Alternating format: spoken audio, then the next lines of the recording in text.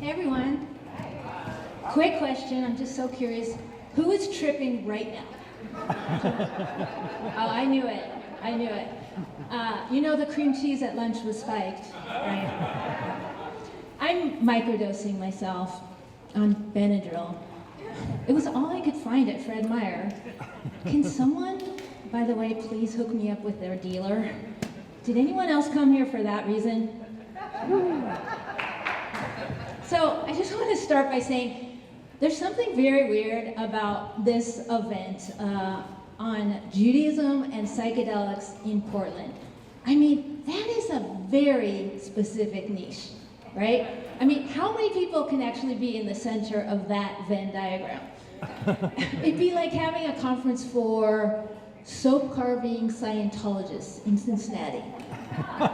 It's small. I mean, especially here in Portland, which is statistically the least religious city in America. Did you know that? It is. Although we're in Oregon, which is the most psychedelic state in America. So based on those numbers, I'm guessing maybe 3 of you here are actually Jewish and the rest are psychonauts wanting to check out this new drug called Judy. I have heard that there's some of you who are worried you're not qualified enough to be here, like you don't go to synagogue, you don't know Hebrew, you had bacon for breakfast. Are you Jewish enough? Or you might be like Ramdas said, only Jewish on my parents' side. Maybe you're not Jewish at all, but you resonate with Jews and Judaism. In other words, you're psycho-Semitic. You might feel you're not psychedelic enough to be here, like you've taken LSD, but only microdose, and you've never tried peyote. You would never call yourself a psychonaut, which would make you a psychonaut? Then there's the intersection of the two, like you don't say Hebrew blessings before you journey, not even a Shehachiyanu. And you've never hallucinated the Kabbalistic tree of life. So are you Jewishly psychedelic enough? Anyway, are you qualified to be here? No. Me neither. Let's go. I'm kidding. If you've been kvetching about the lack of parking, you're Jewish enough. And if you're psychedelic enough, you know that qualifications are just an illusion. So I have a complicated relationship with being Jewish. I'm sure I'm the only one here. I grew up back when there was just 3 denominations of Judaism: Orthodox, Reform, and Conservative. Or as my teacher, Reb Zalman, would say, high and crazy, low and lazy, and middle and hazy. I grew up conservative, which meant we never had bacon for breakfast. It also meant that I went to Hebrew school from age 5 to 16. I hated it, starting from when Rabbi Silverstein yelled at me for passing notes during junior congregation, and they were in Hebrew. I was just pointing out the contradictions in Leviticus 26. My God, it was so dry. They never taught us anything spiritual. It was all boring history and sexist laws. I have a theory that American Jewish education was designed by anti-Semites to turn Jews off of Judaism. It worked. I ended up following the age-old Jewish tradition for finding spiritual fulfillment. I became Buddhist. That's what we do. I mean, as you know, like the only reason Buddhism is popular throughout the West today is because a bunch of Jews with lousy Jewish upbringings, hungry for spirituality, went to the East and brought it back. Joseph Goldstein, Sharon Salzberg, Jack Kornfield, thanks and Yasher Koach. It's the same in psychedelics, right? So many of the psychedelic leaders have been disaffected Jews. Ramdas, Rick Doblin, Rick Strassman, Michael Pollan. They may not observe Shabbat or keep kosher, but what if they're making the world better by spreading healing and transformation? Isn't that the actual point of Judaism? Here's the deal. If Ramdas and Rick Doblin had loved Hebrew school, none of us would be here today. So, to Rabbi Silverstein and everyone who turned us off to Judaism, I say, thank you. Jews are all about going outside the box to find spirituality, especially compared to people from other religions. I was listening to a podcast with Rabbi Zach. Where is Zach? Is he here? What? He's not here? Oh my God, he is in so much trouble. So he's probably tripping over there. So anyway, Rabbi Zach was talking to an Episcopal priest about religion and psychedelics. And the priest was saying, y'all have it easier. Jews are so much more open to psychedelics than Christians are. I actually don't quite get why Christians aren't more into this stuff. I mean, biblical scholars have evidence that Jesus was totally into mushrooms. It's true. In fact, some researchers believe, stay with me here, that Jesus was a mushroom. I'm serious. Serious. And that's the most important thing you will learn today. So, I'm sure that Mushroom Jesus had a congregation, Temple Beth Toadstool. Join us every Sabbath for the Sacrament of the Spore. Our rabbi is a real fun guy. Fun guy. Zach thinks he's the first psychedelic rabbi. Reb Yeshua was way ahead of him. In fact, maybe Zach's a mushroom. I don't know. So I finally found my way back to Judaism through its best kept secret, Jewish renewal. This is a very cool mystical branch of Judaism founded and inspired in part by an acid trip that its founder Reb Zalman took with Timothy Leary. Jewish renewal, really high, really crazy, in a good way. I got into psychedelics about 8 years ago when I moved to Portland because it's the law. I don't do them a lot, maybe one big guided journey a year and, of course, mushrooms on Rosh Hashanah. I can't verify that the journeys I've been on have been Jewish because when I'm preparing, my top priority is making sure I have enough snacks. I've only done ayahuasca a couple times. I did it here, not in the Amazon jungle, because I like to be comfortable. That's Jewish. I already had the white outfit because of Yom Kippur, although I never had to worry on Yom Kippur about getting vomit on my clothes.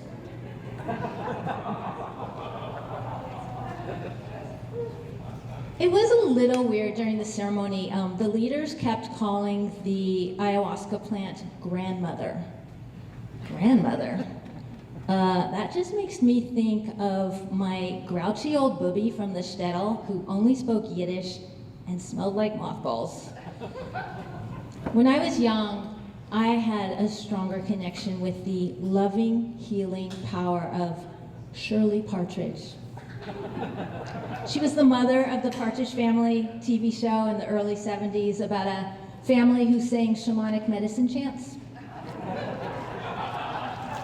Hey, I think I love you. So I decided to call ayahuasca Shirley. Don't call me Shirley, right? Anyway, I get that there's a lot of mixing of traditions in the Shirley ceremony. The medicine is from Peru. We did Native American saging. There were Buddhist tankas on the walls and a Hindu Ganesha statue. But as a Jew, I felt a little left out. I mean, as long as we're just throwing random traditions in the mix, can we at least get, I don't know, a mezuzah on the door? Maybe start the ceremony with a shofar blast? How about a little Ein Keloheinu in between Ikaros? At least a nigun, something.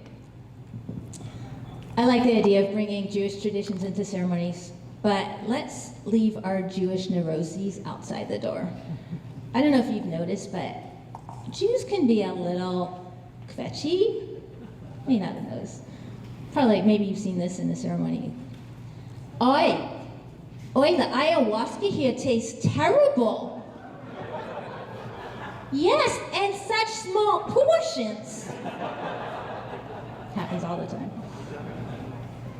Maybe we've earned the right to kvetch. I mean, my God, we've been persecuted for thousands of years. That's a lot of ancestral trauma. Thank God we finally have psychedelics to help us heal it.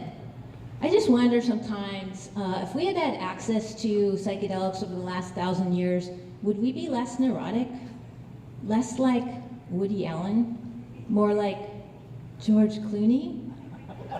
Baruch Hashem. As you know, I'm sure the reasoning behind every Jewish holiday is, they tried to kill us, we survived, let's eat. I think it's time for a new motto. They tried to kill us, we were traumatized, let's trip. Maybe we could even combine the two. Let's have Jewish psychedelic quintessence. What do you say we meet on Wednesday for kreplach and a journey at Kornblatt's Ketamine Cafe? Be our new thing. So let's look at maybe ways we could bring psychedelics into Judaism. Like, okay, who decided that the mind-altering substance we should use in Jewish rituals is wine? Wine. That doesn't open me to God. It just makes me sleepy. And Manischewitz is disgusting. At Reb Zalman's Passover Seders, instead of the traditional 4 cups of wine, he would offer his guests 4 tokes of a joint. Was 4 tokes enough? Trust me, dayenu. The matzah was delicious. The hand washing was hilarious. Everybody saw Elijah, and no one ever found the afikoman. Okay, question. How many people here had a really meaningful, spiritually transformative bar or bat mitzvah? Just me? You? Was it renewal? Probably, yes, I'm sure. Did you quit Hebrew school the next day instead? I think if we made LSD a part of every B'nai Mitzvah, that would get more kids studying their Haftorah. I know it's unlikely, but it's fun to imagine. Thank you, Rabbi Silverstein. Today I am a man and a sparkly golden dragon. Whoa! God is in me. It's all God. And it's all one. Wait a second. Shema Yisrael, Adonai Eloheinu, Adonai Echad. I get it.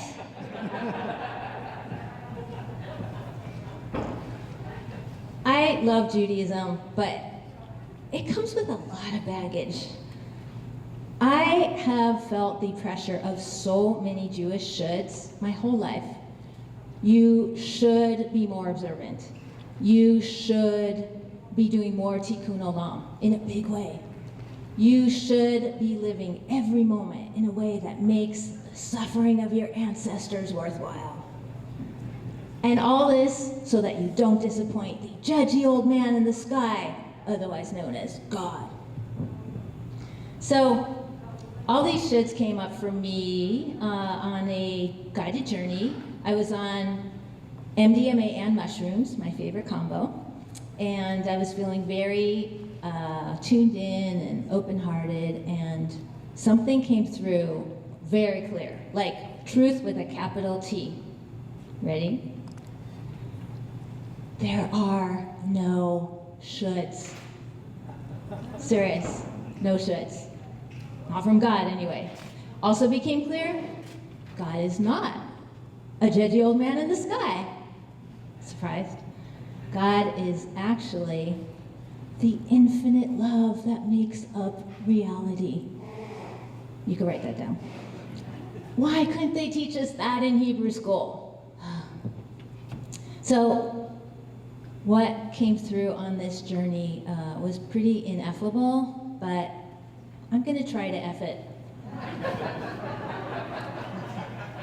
I saw myself as a glass bowl filled with light, God's light, my true nature, but it's hard to see the light because my bowl is covered with a lot of schmutz. My neuroses, trauma, warped beliefs, all those shits. But the good news is, I could use the medicine to help me clear off at least some of that schmutz. It's great. It's like sacred Windex. A few days later, I realized the shoulds are gone. And I'm feeling, I could just sense like my inner light is shining brighter with less distortion from schmutz. And all I want to do is connect with it more and to find ways to share it. Well, guess who has a time-tested roadmap for how to do that? Judaism. It's perfect. You may think that it's a small act. One person lying in a room, on a journey, cleaning their bowl with sacred Windex, eating their snacks. But I know that this small act has rippling effects throughout the cosmos. That technically counts as tikkun olam, but not as a should. There's no shoulds. I will end by saying, I am so glad to be here in this obscure Venn diagram of Judaism and psychedelics in Portland with all of you, these beautiful schmutzy lights. I hope you enjoy the rest of the conference. And oh, if you're looking for a hookup, I'll be in the back. I've got Benadryl.